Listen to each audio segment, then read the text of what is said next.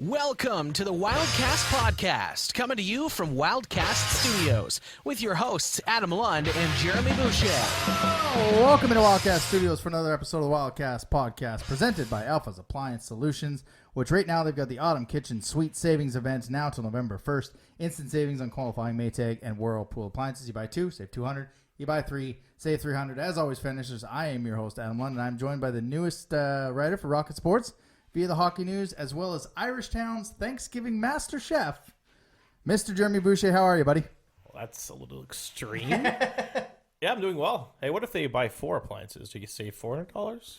You know what? You call them at 506-858-5111, and you find out, or visit them at 25 Halifax Street in Moncton. There you go. Great way to get the address in there. Yes, absolutely. Thanks for that. How was Thanksgiving? It was a great success, as Borat would say. It's nice. It was, great. Little 20-pound turkey. Took 5 hours in the oven, and other than that, we did a pretty good gravy. Yeah. We started with the roux, with the butter and the flour, and the drippings, and it was a nice thick gravy. Had some stuffing, mashed potatoes, carrots. Did you eat it all?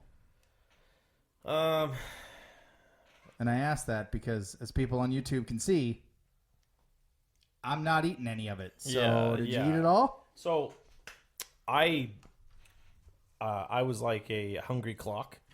I went back 4 seconds, and thirds and fourths. Yeah. But that was only the dessert. Right. So I had 1 plate of the main stuff, and then once the dessert came around, it was 2, 3, 4.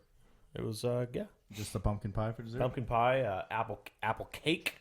Apple cake, yeah. As Costco called it, not apple pie. Yeah. Ice cream, whipped cream, you name it.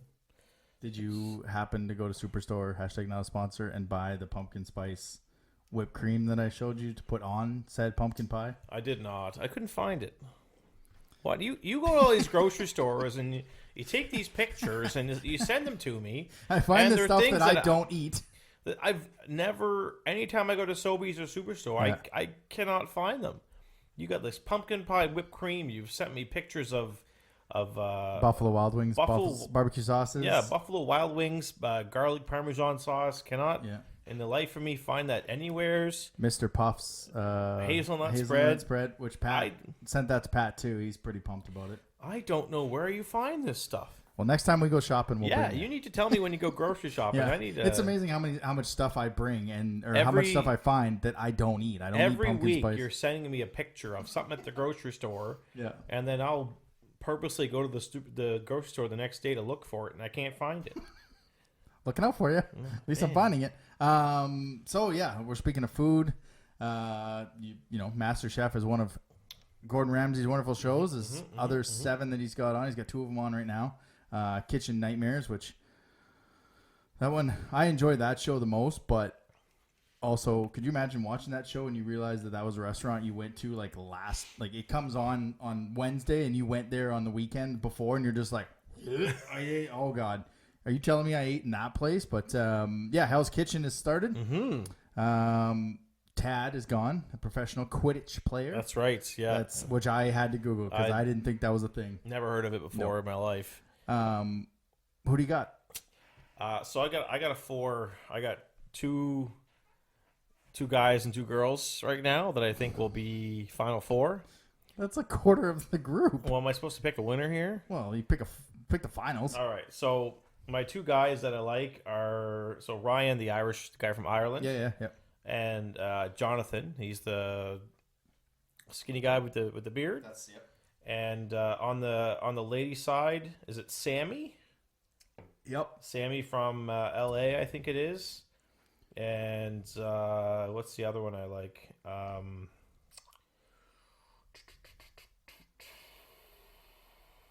Sammy's one of them.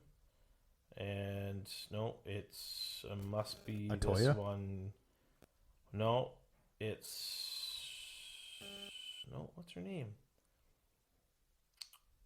It's not Carmen. Melissa? Melissa? Yeah. Does that make sense? Yeah. Yeah, Melissa, yeah. So those are my 4. Usually, it's weird how they've done this. The final 2 is either two women or 2 men. Yeah. It's never been like 3-1. It's never either. It's never one or the other. Yeah. Which is weird. But I think this year they're probably going to do one man and one woman as a final two. And if I were to take a guess, I will say Ryan against Sammy. All right. I thought we'd have the same answer. I'm going with Sammy and Jonathan. Okay. Which is the easy answer when they both had their dish of choice was fives. That's a pretty easy one. But you know who's not going to be there for very long? Jonathan. The guy that's got a list of, like, he's worked with executive chefs. Oh, that's with like Gordon Ramsay's best friends and bosses and stuff like that. I'm like, what are you doing here? Like, how have you not advanced to the point where you own a restaurant when you've worked in these high class? Can't even poach a lobster tail correctly. Yeah. I was kind of part of me, and then can't take criticism at all. Like, I don't think he'll be there for long. YQM. Yeah. This Friday, big announcement, which, I mean, the Avenir Center came out with one today, Jordan Davis, Jordan and Davis, I'm like... with Mitchell Tenpenny and Ashley Cook. Who? I so saving Jordan, me money one event at a time. Yeah, so Jordan Davis was at YQM last August, not 2 months ago, but the previous 2022. Yeah. I think it was I think it must have been that one. But yeah, now he's going on a world tour. So this Friday, YQM is calling it a headliner announcement. I don't know if that means all three or just one or two or what. I would guess probably one, and then that way they can get that excitement. Start getting another tickets. one, and then. So who is it? Who put your wizardry hat on? Who is it? Tell me who it is. It's just you and me. Don't worry about it. It's just you and me. So there's I'll make three guesses on headliners because that's basically the three headliners. There's 3 days. Yeah. I'll say Luke Combs for one. I'll say Jason Aldean for two, and I'll say Bailey Zimmerman for the third one. Those are three completely different answers than what's all over your Twitter. Mm-hmm. Yeah. You don't believe it'll be Nickelback? I don't think it's going to be Nickelback. I'm just more or less teasing by saying that. I mean, they played Boots and Hearts, which is kind of the same. They played Boots and Hearts. They played other country festivals. They're doing Stagecoach in April. Yeah. And because isn't Boots and Hearts just like YQM? It's the same type of festival, or is it more? Yeah, it's straight up country. But I would be happy with Nickelback. Yeah, because I can hear him from my back deck. Yeah. But no, there's still an opportunity for them to be there. Right. But I think it's so. Last year they were debating on whether for it to be a full country show or not. Yeah. There were rumors that when deciding on, they wanted to add a third show, and it was going to either between Morgan Wallen, who eventually was the last headliner, or Justin Bieber. So they were... You can't get any further apart. They were debating on either Morgan Wallen or Justin Bieber because they wanted to kind of branch out to a different demographic, different genre. Yeah. And anyways, they decided on Morgan Wallen. So that leads me to believe that maybe they are still... Sticking to the country? Yeah. Thinking about going maybe one night of rock and then 2 nights of country or whatever. And maybe they do bring in Nickelback. I want someone to bring in a certain type of rock festival, not even there, like, the UDM Stadium. It's a perfect stadium for an outdoor show. Like, it's been proven that the country festival can work. Now let's get into a rock festival. Anything that goes to Maine at the waterfront should easily be coming up here. They should be paying the money, and every time they have a concert announcement, someone's like, this band or this band or this band. Well, when your rock station doesn't play current rock, you're not going to get current rock because they're going to go where their demographic is. And that's why country shows are here all the time, because our good friends, Scotty and Tony, play a ton of new country. That's right.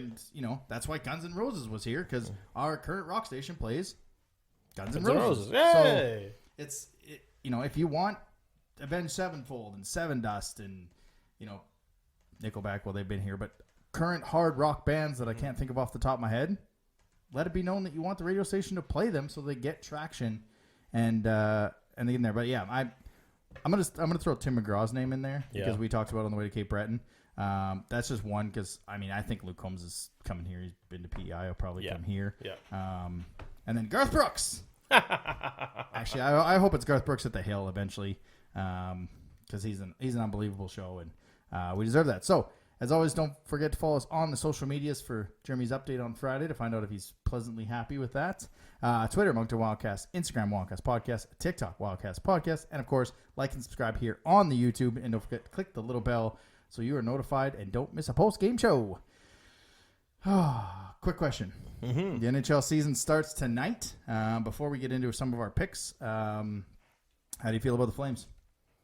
How do you feel about the new direction? And I've always been a huge fan of Ryan Huska. yeah, I think he's a great coach, great guy to lead that team. Everybody knows I was kind of hoping for Mitch Love to get that job, but that didn't turn out. But Huska's just as good, great with young guys. Obviously, the Pelche injury is unfortunate. Probably won't be back until the new year. really hoping to go see them when we go back there for Christmas. Yeah, so he's probably a few months away. Other than that, I think they'll be a playoff team. Yeah, I think so. I think they'll get one of the wild card spots, and I think they'll win. I think they'll win a round. That's my prediction. I think they'll win a round. And in terms of, I don't know. Do you want my Stanley Cup prediction? We'll get to that in a minute. Yeah. Yeah. But no, I think they'll have a decent year. I think they're going to have obviously a lot better year than they did last year, because they can finally get a coach that actually is a player's coach. Yeah. And knows how to get wins and make your team work for it and make sure they're always working hard. And yeah, so I do think they're a playoff team. I don't think they'll do any significant damage in the playoffs, but I think we'll do good. Yeah, I would agree. I mean, depending what Markstrom does, he's had his first year was a great year. His second one was kind of a down year, and but the team just to the north of them, I mean, it's Stanley Cup or bust for the Oilers. Connor Brown, I think, is a nice addition, and it all depends on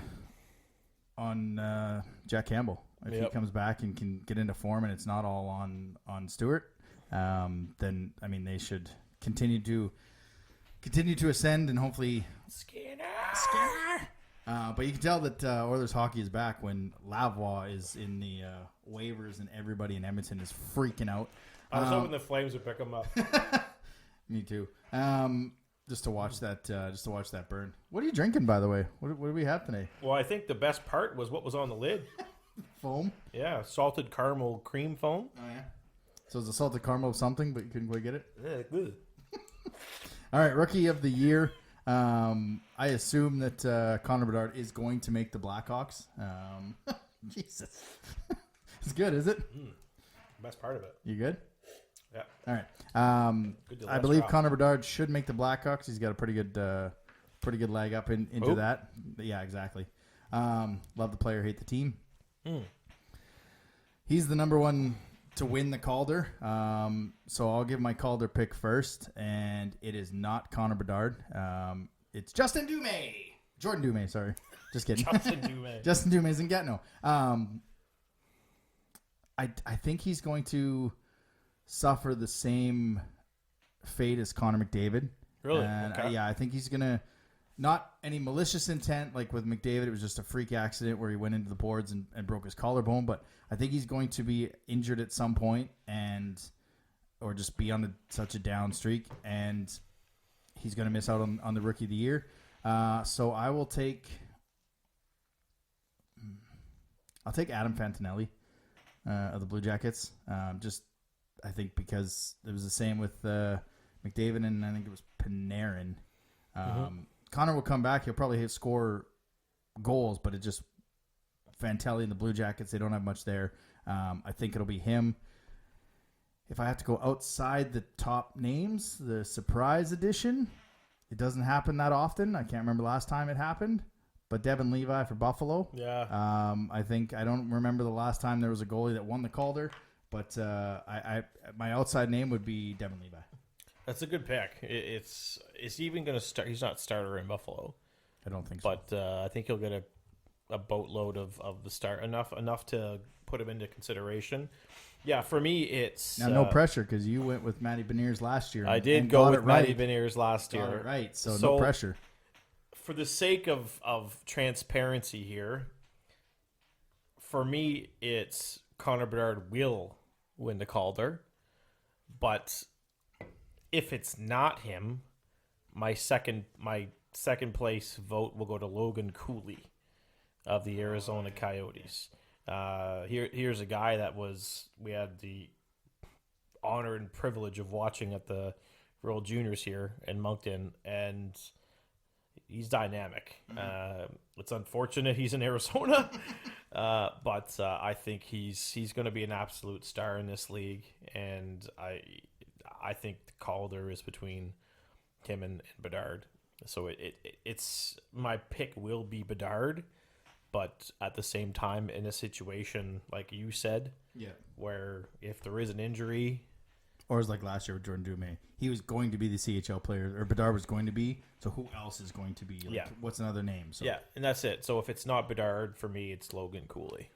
Last time a goaltender won it was Steve Mason with the Blue Jackets in 2008, 2009. Good Lord, that's And then before him was 2000 with Evgeny Nabokov. Nabokov. Those are the last two goalies to win. Stanley Cup prediction.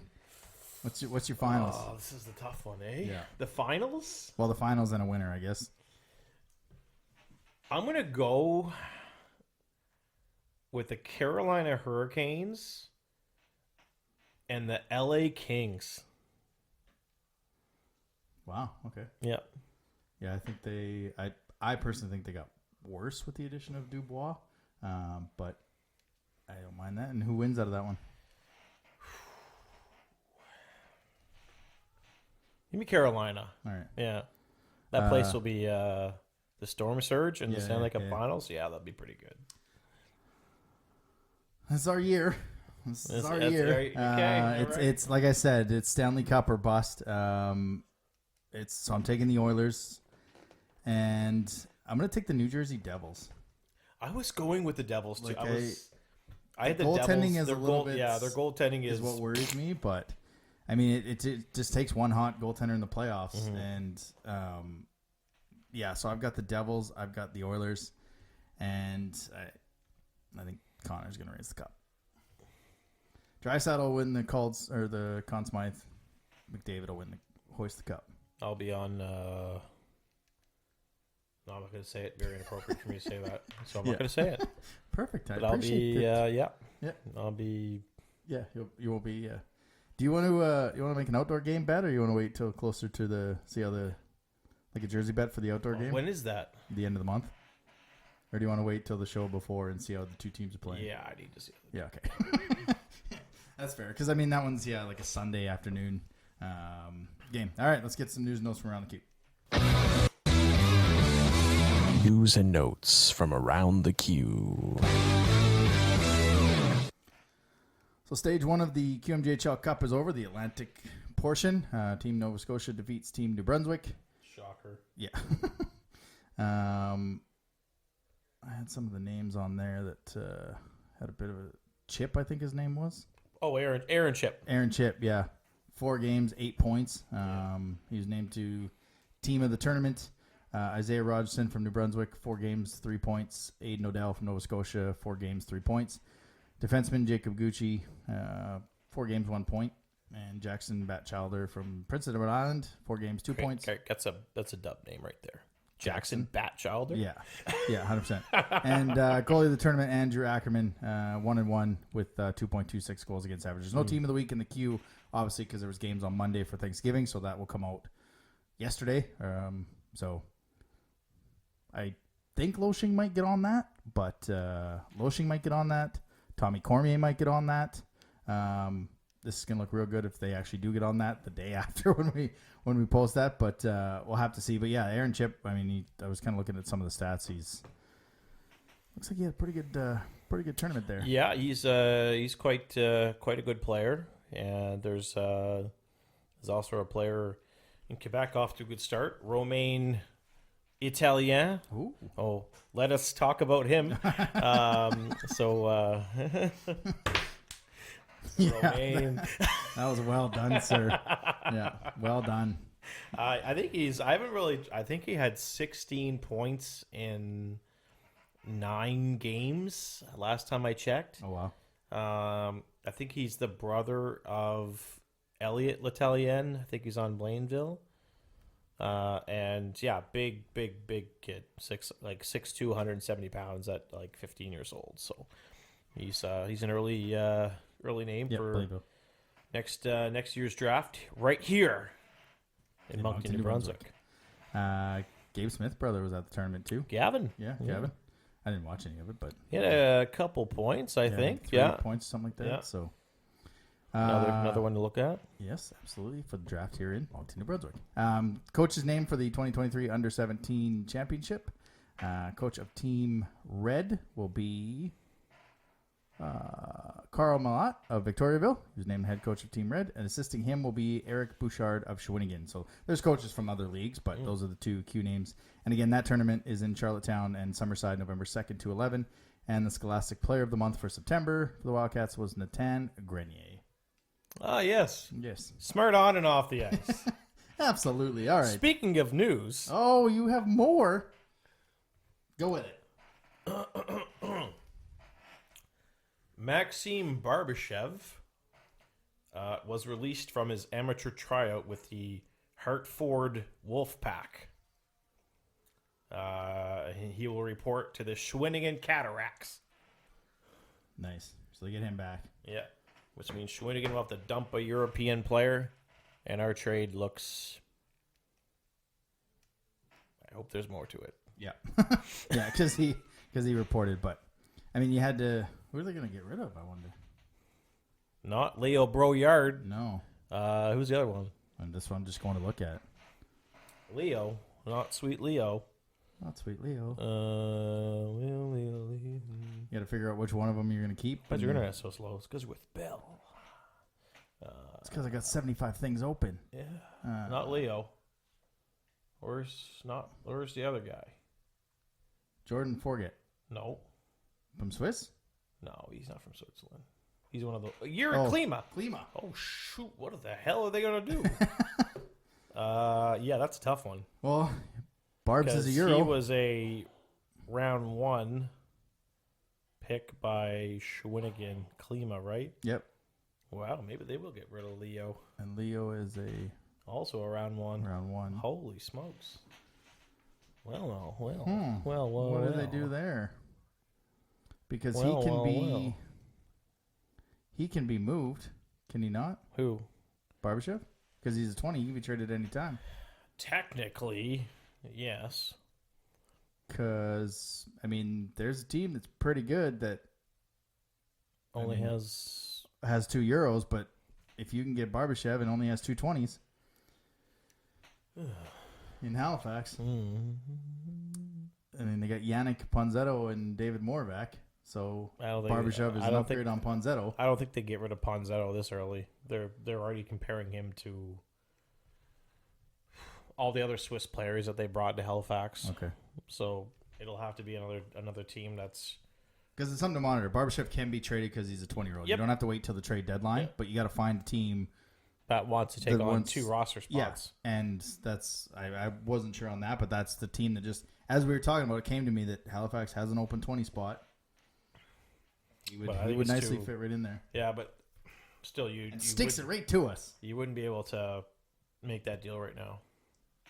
So yeah, I mean, it's if anything, it's going to be a team that has an open 20-year-old spot and an open European spot, which I don't have the time to look for. No, we didn't. We just brought that on as we started talking, but you know, Mandu, I think his name is in Shawinigan. If he wants to get us back, Martin, going to get Carrier in front of him, he just trades Barbashev to Halifax, and you want to talk to a guest? Yes, let's talk to a guest. All right, let's get 2 of you from the other bench. view from the other bench. All right, so we like to have people on teams that are coming in. We missed it last week because we forgot Blainville was coming in so early in the season.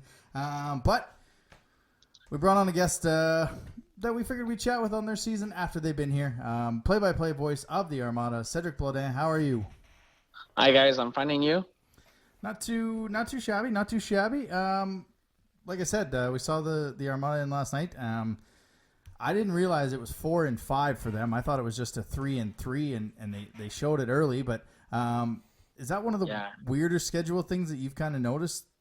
When It you looked at the is. schedule, It is. that they had to For play me, Rimouski I was out happy here? I was not in the bus for this road trip. I was missing it because it's not the same watching the games from home, but it was a really hard schedule, just weird schedule. Playing in Victoriaville on Sunday the week before, traveling to Rimouski. It's about 6 hours or so to go play in Rimouski on Wednesday. Sleep in Rimouski on Wednesday night after the game, and I have to drive from Rimouski to Cape Breton. It's 10 hours without the stops.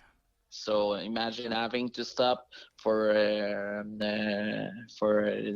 dinner. I don't know how to Lunch, say it in English. Lunch, For brunch, for lunch, and as for at supper. So it's 2 meals. Maybe I think the team arrived in Sydney around 9:30 Atlantic time on night. So the day before they had all the day in the bus to go to Sydney, play the game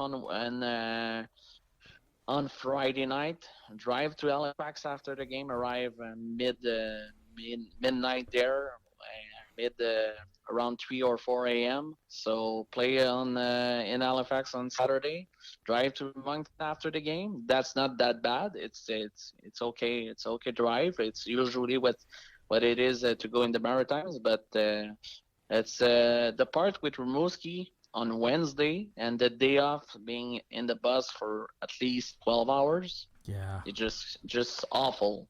that's what. I understand the part that they don't want. Usually, we go to Rimouski 3 times a year for just one game. So last year they paired up 2 games, and we went for one game a bit later in the year. But usually they do so. Maybe they should have played Rimouski on Tuesday, maybe. Yeah. Travel to Sydney or something like that, do half and half.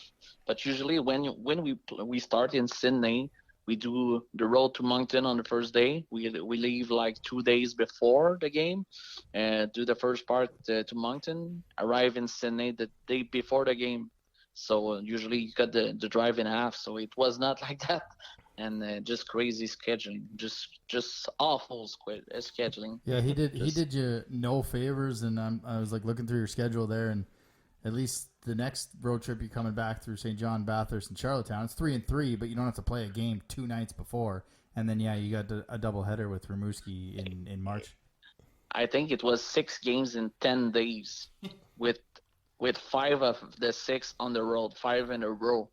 So playing with Victoriaville on Sunday, going back home and leaving on Tuesday, it's just crazy. And just the part, if it was like we start in Moncton after Rimouski, it's already less bad. It's just logical. But we finished in Cape Breton last year, so it's a year. Each Quebec team, 1 year they finish in Cape Breton, and the year after that they start the trip in Cape Breton. Oh, okay. I don't know if you guys know that, but it's a year for each team. So because the road from Cape Breton is just bad after a 3-3, but I think it's just because it's the first time that we have this kind of scheduling as I remember as far. So just mind-boggling sometimes. Wow, they set that up. Yeah, it's different. Just prior to the start of the regular season, I guess to me it was a surprise. Blainville signed Emmanuelson Charbonneau, which has caught me off guard because I guess, correct me if I'm wrong, he was committed to Nebraska Omaha. Yeah, I think it was. Exactly. How did that come about? What led to him deciding to report to Blainville? I will give you how I see it from my side. Just because as far as the last day before training camp in 2020, right after the draft, he was committed to play in Blainville. But the day before the camp, decided to I'm going to play in the BCHL and try the NC. Everyone was caught off guard. Myself, I was too, because I had him in an interview after the draft. He told me, "Yeah, I'm happy to go in Blainville and everything," and decided to change his path. And he had 3 great years in BCHL. He went for his camp in the USHL this year. I don't remember the team, but he didn't make the team there in the USHL. So he decided, just I want to go back home. And you didn't see him on Wednesday because he got hurt on I said on Wednesday, but on Sunday. But he went hurt on in Victoriaville last Sunday, so he missed the last 4 games. He's injured for 2 or 3 weeks still, as far as I remember now. But just a great head. He's a physical right-handed defenseman. We don't have a lot of right-handed defensemen on the team, and he's been great. Scored 2 goals in the first 2 games, and just needed this defenseman with the young defensive core. It was a great surprise. Like you said, you were surprised being out, but I didn't suspect that to be happening this year, and I almost forgot about him. So, obviously, with the Armada that were here last week or yesterday, sorry, weekend, we got to see the backup in Edouard Gauthier. Bit of a tough start, but again, the guys in front of him had played a lot of hockey, and as the backup goaltender, you get the night off when the rest of the guys don't. But it appears like it's Gravel's team, but just how much do you kind of expect Gauthier to play, and is he someone that will kind of make the lineup for the year? Is it all options are on the table to find a goaltender? He's now for the year. We don't have goaltenders in the pipeline. As you know, Nicolas Sheehan went to play in Edmonton. So times They moved and broke up a bit there. Just young goaltender. There he is. So I think Gauthier, he did well in Victoriaville. Victoriaville has a good team. They are almost at maturity, and he stopped 28 of 29 shots to start the road trip. It was his first start in the queue against a team that drafted him, the Victoriaville Tigres, and he did great. But as if I looked at the first period last night, just a few errors, mental errors, and bad coverage on defense on the four goals in the first period. Just anybody, if it was Gravel in net, it would have been the same for me. Just it's a young defensive core, and they did make some mistakes. And always when we come at the Avenue Center, it's always the same story. The Moncton Wildcats just score a lot of goals, and if we can look at the scores the last few years that we went in Moncton, it just big scores, a lot of goals each time. So for Gauthier, I think it's gonna be great. He's a 19-year-old, and he's a rookie, if I can say. But he's as a backup. But I hope and I think the Armada, if they trade some big pieces, because the plan is really it. And UGM Olivier will be get to it with the 2006, so in 3 years.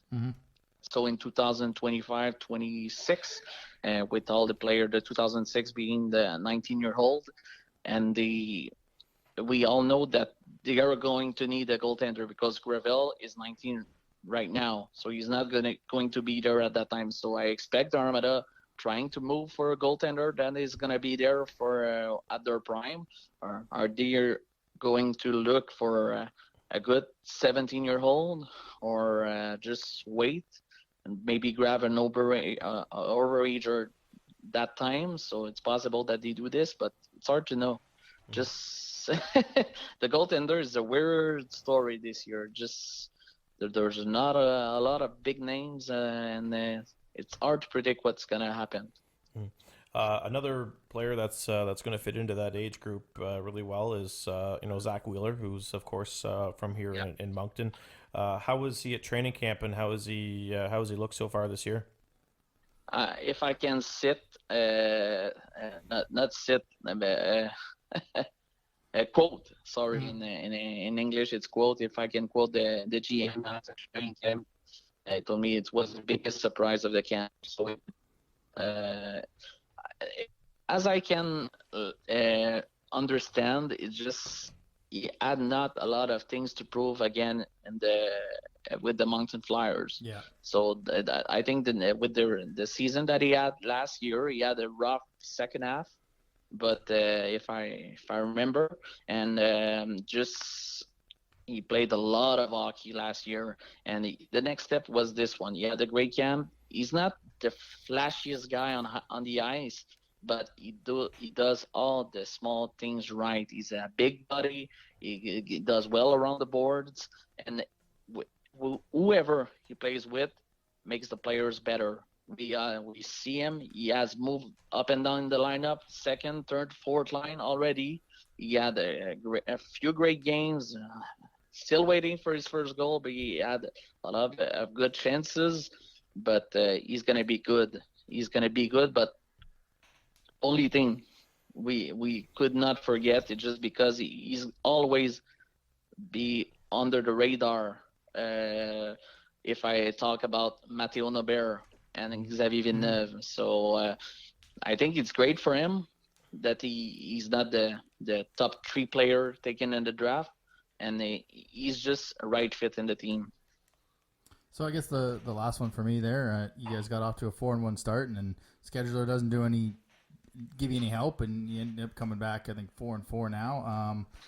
How's the appetite of the fans coming off a training camp with a younger team going into this season? What's just kind of the expectations of the fans there? I think everybody now understand the plan. What's the plan? So around here, it's hard sometimes to understand how junior hockey works, because we have the Montreal Canadiens, right, not that far. We have the Laval Rocket 10 minutes from Blainville, from Boisbriand. So it's just sometimes it's hard for the fans to understand how it works, to have to trade the big players to be better a few years from that. Yeah. But I think now the fans understand what it needs to win, to be better, and the team did the decisions like at the last Christmas to build that they acquired Justin Carbonneau. They had a few draft picks like for this year, last year's draft, and just build around that. And the team is exciting this year. There's a lot of talent. For myself, I watched this team from the time they arrived in Blainville. It's the most talent that the roster has since the Armada is here at a young age. I know when Dubois was there, when Barré-Boulet was there, when Alain, fine, but they were at maturity.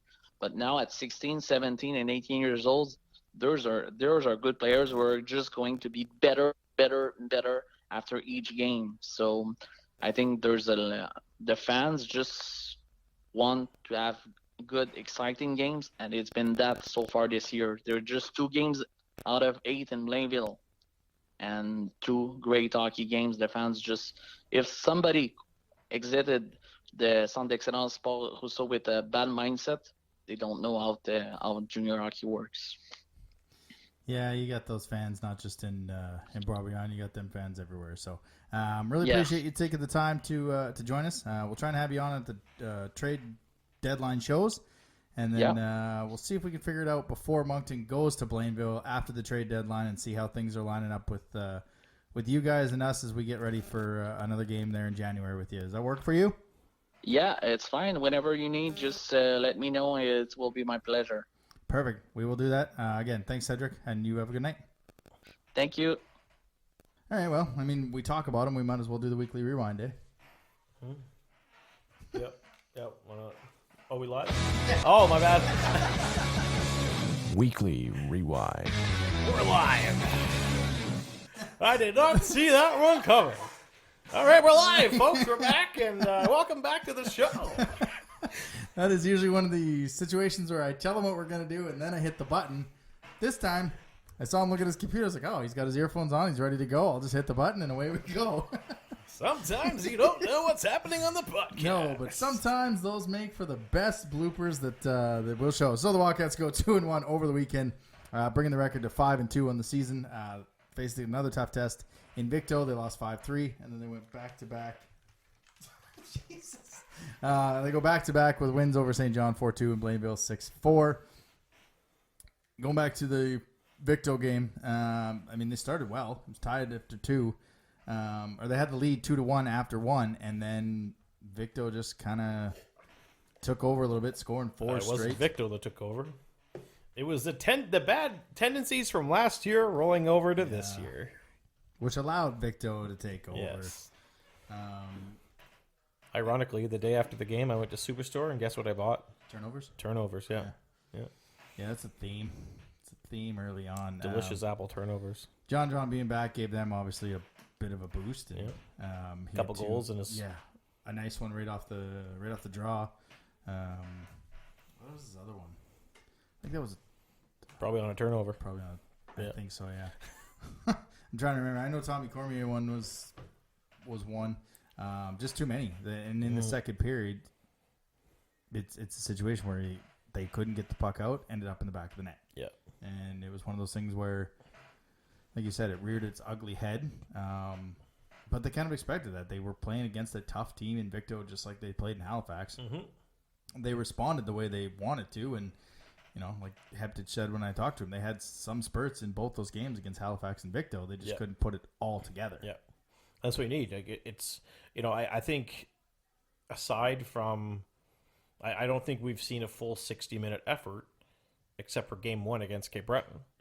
Right, everything, even winning 9-1 in Cape Breton, they took their foot off the gas. Yeah, it wasn't that great of an effort. No. There was still obvious mistakes in their own end, and there still is. It's I was sitting at home on Sunday, waiting for my Thanksgiving to be ready, and even eating Thanksgiving. And I was taking a drink every time there was a turnover. And I had a pretty good buzz on. Yeah. I was in one, as the Ryan Whitney says. Yeah. And as you say that, like I remember after the 9-1 victory when we were talking to Trenholm, and Richie was like, "Yeah, we didn't play well." I'm like, "You didn't play well. It was 9-1. Mm-hmm. Too many turnovers." And that's been the theme. Like they need to find that game from Cape Breton where they gave up 16 shots because that was their best defensive effort, and it's been 100%. I don't want to say it's been downhill since then because they've had spurts where they've played really well in the defensive end, but that was 60 minutes of defensive hockey with 16 shots, and they haven't had that in a while. Good to see Carrier finally get on the board. And at home, I don't know what happened to him. That actually counted as his goal. Yeah. I mean, it's better that it's at home that it counts. But again, you look at that. When he scored it, he was up with Mercier and he was up. I was going to bring that up. There was. I'm not sure if it was planned that way, but it was Carrier. It was Desnoyers between Carrier and Mercier, and I call it the A line because all their names end with A. And I've never seen. People are probably like, "That's not how they're spelled," but. ER or ERS. Yeah. No, I know. Just people are probably Desnoyers, Carrier, Mercier. It's the A line. That there was a shift. I think was it early. I said it to you. Was it late? It was early in the first, wasn't it? Early in the second. No, because I only early in the first because there was a shift early in the first where they were on the ice together, and they damn near got a goal. It was that close. Yeah. And then I think the next time they were out together, they got a goal. Yeah. Right? So I think those are 3 players. I understand Trenholm needing to be with, some of these young guys to, I don't want to call them protect them, but more be a leader. Yeah.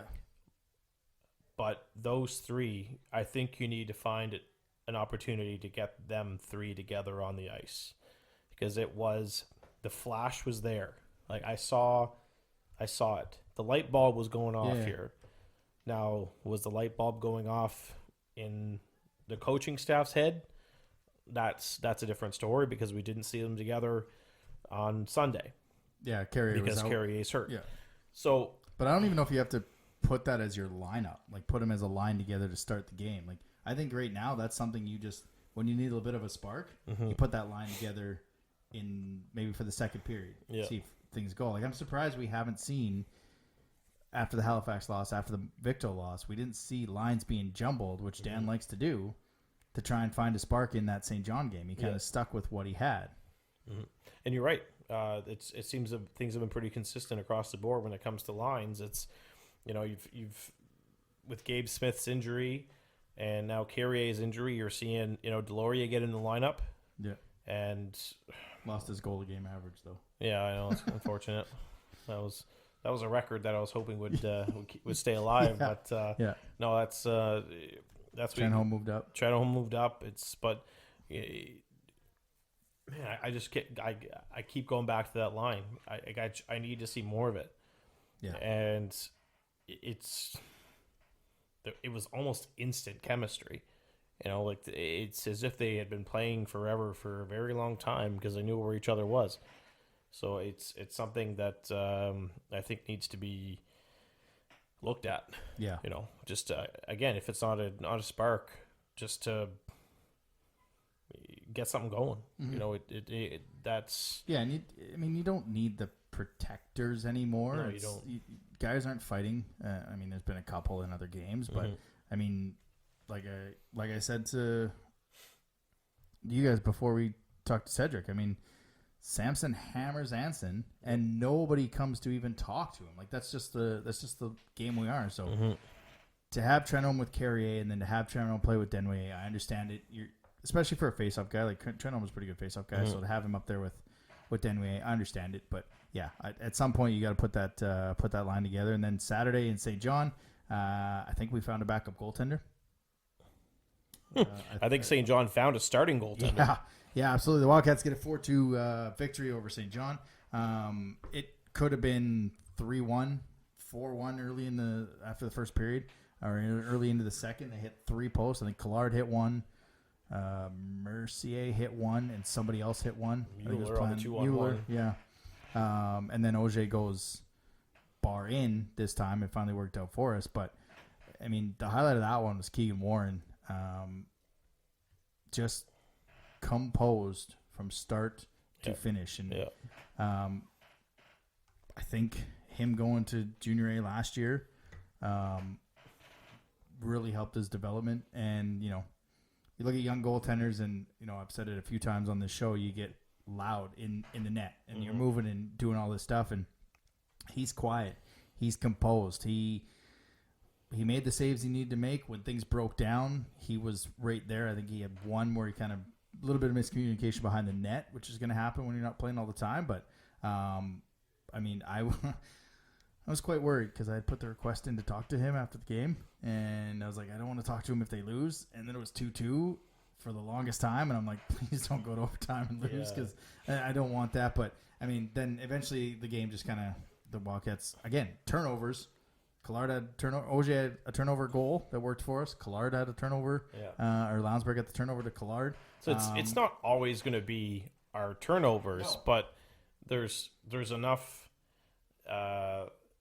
veterans on this team that this stuff shouldn't be happening. But we're also capitalizing when it's our opportunity. And I was sitting there watching that game, like worried, sick. I was like, they're going to lose this somehow, because that goalie in St. John is going to steal it the way he's playing right now. And then it was a lucky bounce. It was, Collard on the winning goal, didn't even get all of it. I think he just swiped at it.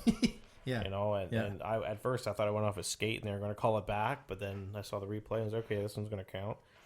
And then somehow that empty net goal, I don't know how some backhands it and it goes all the way down the ice. I didn't even see it till it, like, I didn't see it bank off until Marty said one of the weirder goals you've ever seen. Yeah. And I tried to look at the highlight, but by the time I looked at the highlight, they were only showing the puck travel in the net. So I don't even know where he shot it at. I also think that cameraman in St. John needs to be fired.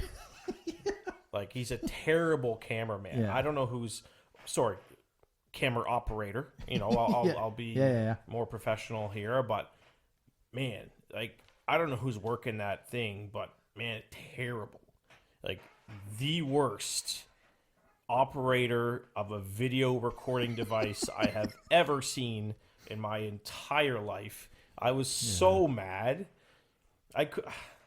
There's like it's the Moncton's got like a power play, and all of a sudden the camera shot is the Moncton goalie Keegan Warren just watching the play, and you're like, what the hell?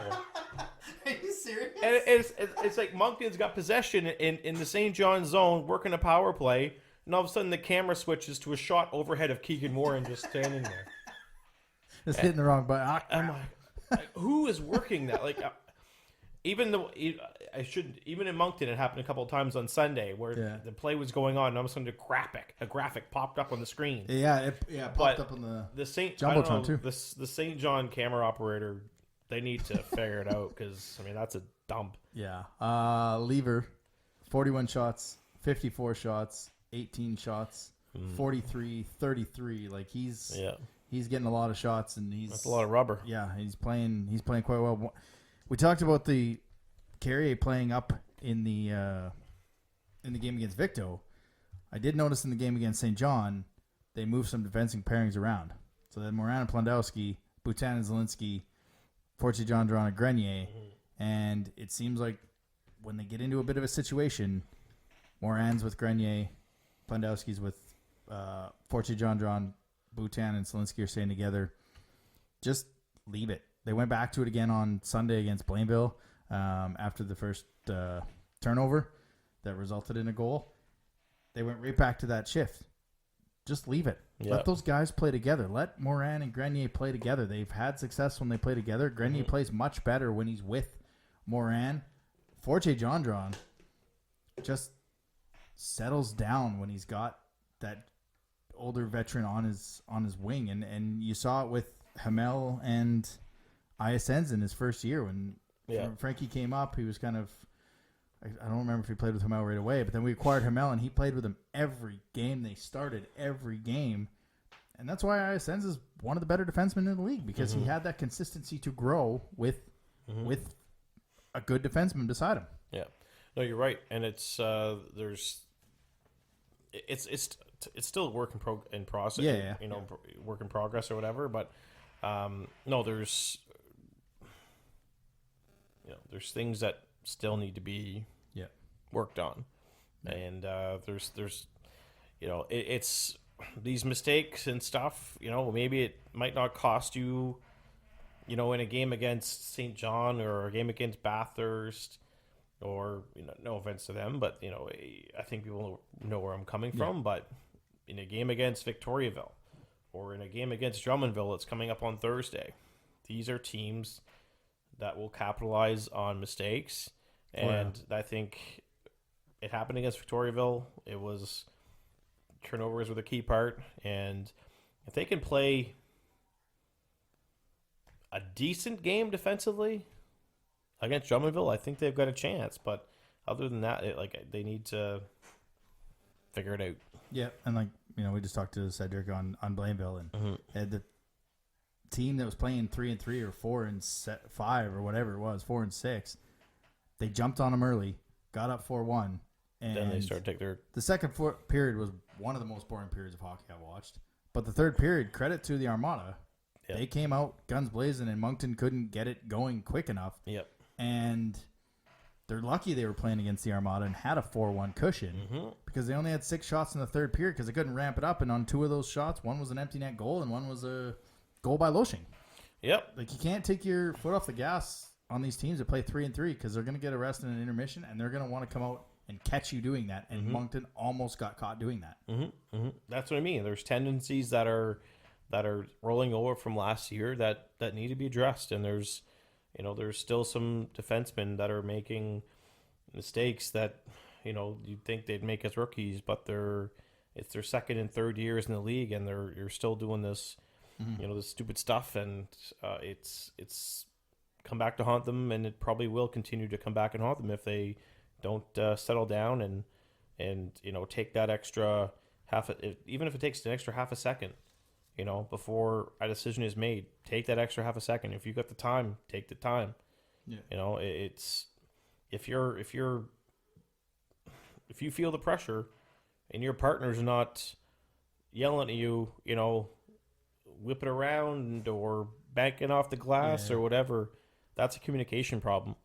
And that's again, if it's a communication problem, that's again something that needs to be addressed. Like there's this team can be very good, but the little things are bothering me right now. Well, they're beating themselves. Yeah, they're beating themselves, and things that crept into last year. I did some research for you, Jeremy. Would you like some numbers? I like numbers. I went back on the past 5 seasons, not including 2020, in the first 7 games, to look at the power play that has not been very powerful. In 2018, they were 27%. They were 4-3 after 7 games. They were 27% on the power play, 90% on the PK. 2019, they were 5-2, which they are right now. They were 36% on the power play. 4 for 27 on the PK, 85%. 2021, they were 14% on the power play, 4 for 27. They were 4-3 after 7 games, 73% PK. So both special teams were terrible. Last year, somehow miraculously, after 7 games, they were 20%, 7 to 33, and then it went all downhill from there. Yeah. PK was 81%. They were 4-3. This year, 5-2, 14.3%. They're 2 for 14 on the power play. The PK is at 90%. The PK is keeping them in hockey games. What are we doing? Like, what are we doing here? And you talked about it. I don't remember if it was last week or the week before that Loshing needs to fake a shot. Yeah. Loshing needs to move around. They need to scheme Loshing to move around to be on the other side, behind the net, sneaking through the middle, and then come back. He parks and he waits. Yep. And, yeah, that worked in 2018 and 2019 with McKenna in his office.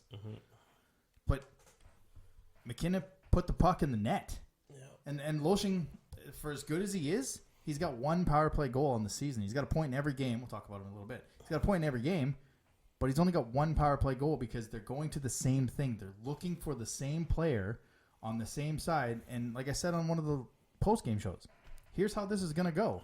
Guy wins face-off, back to Moran. Moran goes to his left, gets it back. Moran goes to to Loshing. Shot. Like, maybe scheme up the A-line on the second power play for some juice. But you have to move Loshing around. He's too, whatever the word is. They figured it out and they put him over there. And when it works, it's going to be great because it's a piss missile into the top corner. But when it doesn't, we're at 14%.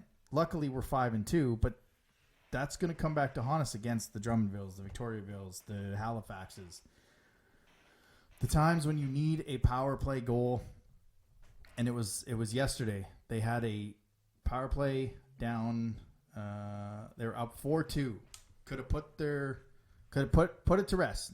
Everybody's excited. They get the 50-50. They go home. But their power play was absolutely dismal. I think Blainville had like 3 shorthanded chances. Swan ends up getting it, or somebody ends up getting a close chance. Moranis to take him down. And Blainville gets a goal just as the power play expires. And now it's 4-3, and everybody kind of tenses up like, oh my goodness, the Armada are going to come back on this thing. Luckily, Loshing gets breakaway, makes the W. But special teams is something that can get your team going, and the PK's done its part. This power play needs to be a bone of contention in practice. And I don't know what Kelly Tessier's job is because he's not generally on the bench. But somebody needs to work with the power plays. And if it's taking Loshing off the first one to put him on the second one, do it. If it's scheming him on the other side, do it. Like, something needs to change because you can't keep rolling out a 14% power play with this group. Yep. Or a power play all year that they had last year. That how many times did I come on here and say the power play is this or that or this or that? Needs to be addressed RFN. Yeah. I have nothing else to say. I mean, you pretty much took the words right out of my mouth. Perfect. I like doing that. So yeah, like you said, Drummondville comes in today or tomorrow. That'll be a good one. Number one team in the Western Conference. Should be. Yeah. They made some deals, made some trades. Yeah. Got some players back that didn't have in their lineup last year when Drummondville was in town. Is Lemmer back? Who is it? Lemmer? Is he back or is he still in? I don't know. I haven't really Is he paid. still in That's what I Arizona? mean. Like I haven't paid attention to any of the Quebec teams, so I haven't watched a single Quebec team yet this year, unless they were in Moncton. So I haven't either, but I haven't heard we've been paying attention to guys coming back. I don't think he is because I haven't heard his name or anything like that. No, I mean they're still a pretty good team without him, but obviously Justin Cote is there and Petal and what's the other guy's name? Ethan Gauthier that they got this year. So this is, again, a team that if you make mistakes, they're going to score goals and capitalize on it. And so you need to make sure that you're maybe calm things down a little bit. Yeah.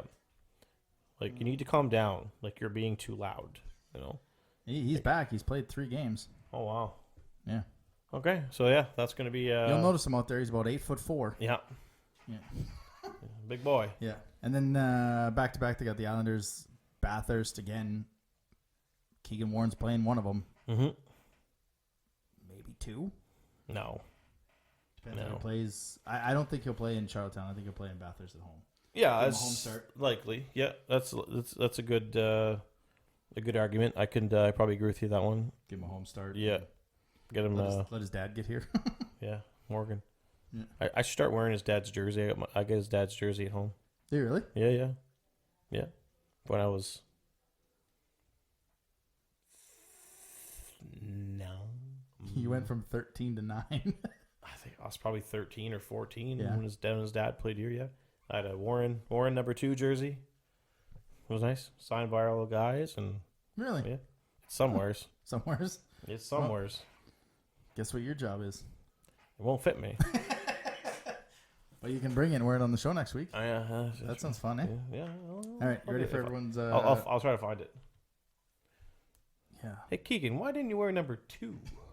Because I wasn't allowed. It's not a goalie's number. I Every number is a goalie's number. I literally on the drive home went, oh, why didn't I ask him about putting on the jersey that his dad put on? And then the Wildcats come out with the thing on the recap. Yeah. And they literally asked him. I was like, dang it. I mean, I don't want to steal all their questions. Mm-hmm. But, I think this weekend, this slate of games will most likely be what we just saw.